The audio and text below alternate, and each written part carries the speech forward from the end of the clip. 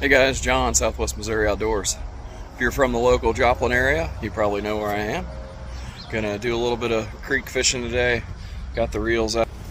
Got my favorites, the Fluger Supreme XT and the Patriarch. Both of them set up ultralight.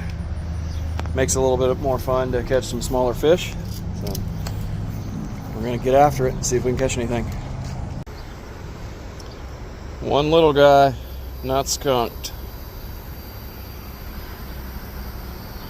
Water's up a good bit.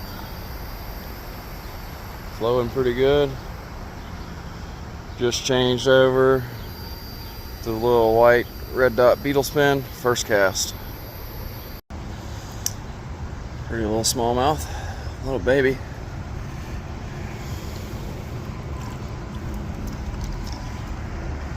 Back for another day. They're liking a little beetle spin.